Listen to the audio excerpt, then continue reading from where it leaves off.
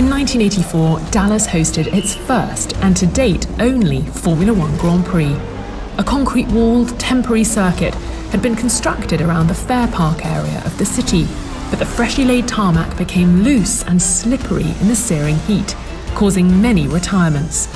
An exhausted Nigel Mansell, down in fifth, suffered a gear linkage problem and stopped within sight of the checkered flag, leading to this iconic scene of him trying to push his Lotus over the line. Nigel Mansell's pushing in this searing heat, and surely that's too much even for him. And it is, he's fainted, and thankfully Nigel Mansell seems to be okay after a brave and determined effort to finish sixth. Torrential rain at the Fuji Speedway forced the 2007 Japanese Grand Prix to start behind the safety car. But when racing finally got underway, there was so much standing water on track that visibility was practically zero and accidents were inevitable. A rookie Lewis Hamilton took the win, but behind him there was a titanic battle going on for sixth place. Kubica and Massa are battling here.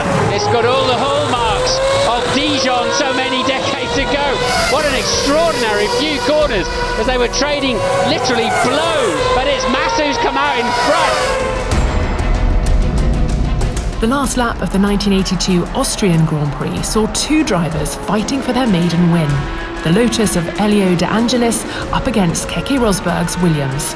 De Angelis, having inherited the lead with Alain Prost suffering a mechanical failure, just needed to keep ahead of the flying Finn as they battled to the flag. This is the final lap. Rosberg looks at the inside. De Angelis keeps the door shut. Jochen Rindt for the last time, and it's now that Rosberg must get alongside if he's going to win the race. He's tucked in, he's alongside, the checkered flag is waiting, and they're side by side, but Elio De Angelis it is who has won his first Grand Prix, and that has to be the most exciting Grand Prix finish for many a year. The 1998 British Grand Prix was won in somewhat controversial circumstances. Michael Schumacher had built up a healthy lead over McLaren's Mika Hakkinen, but when the stewards issued the Ferrari driver with a 10-second stop-go penalty for an illegal pass on Alex Wurz, the then two-time world champion was called into the pits to serve it at the end of the final lap. Schumacher in the pit lane. So that means he'll win the race because he crosses the start-finish line. He crosses the start-finish line now, I believe, to take his penalty. But the race is over, surely. There was some confusion over the legality of the Ferrari driver serving the penalty after his race had finished. But because of the steward's mistake, Schumacher kept his win.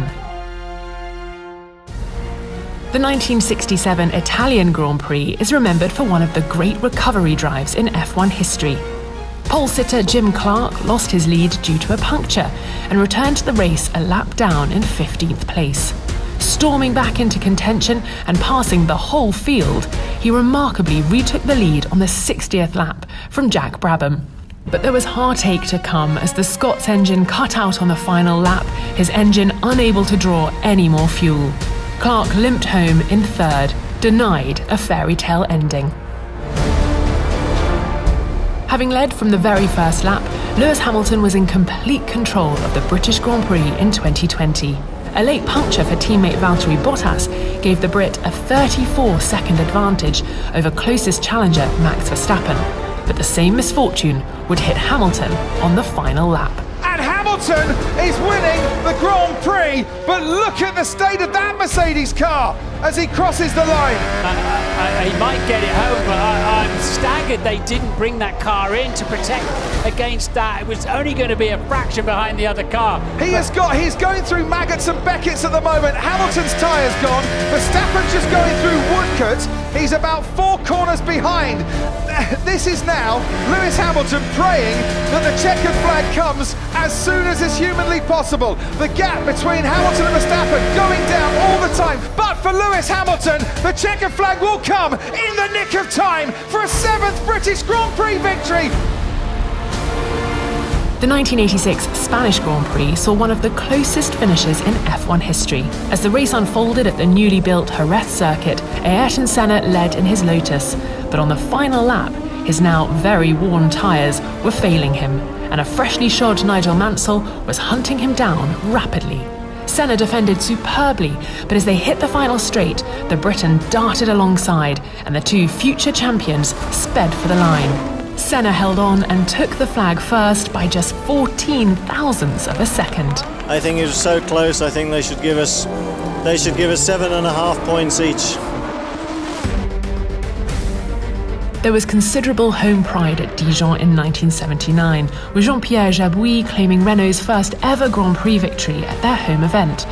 But close behind, one of the most legendary battles in F1 history raged for second place, with the second Renault of René Arnoux duelling with the Ferrari of Gilles Villeneuve for second spot.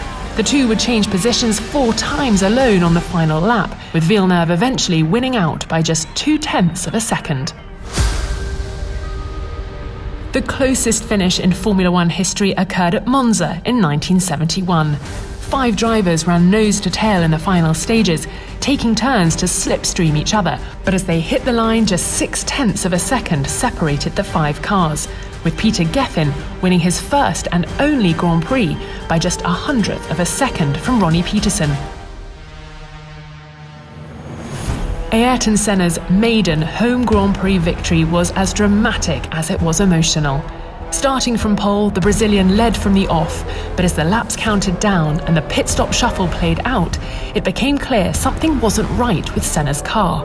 Gearbox issues had been affecting him, and with just a handful of laps remaining, he lost several of his lower gears, meaning every corner maneuver he made contained a risk of stalling his engine. And just imagine the tension in Ayrton Senna's head in his cockpit. With the Williams of Riccardo Patrese and McLaren teammate Gerhard Berger closing in, it took all of the 31-year-old's skill and experience to nurse his stricken car home, which he did. Ayrton Senna achieves his ambition to win the Brazilian Grand Prix, but another lap or two and I think he would not have done so. But ifs don't matter. Senna has won. Vencedor, winner, Ayrton Senna in Brazil.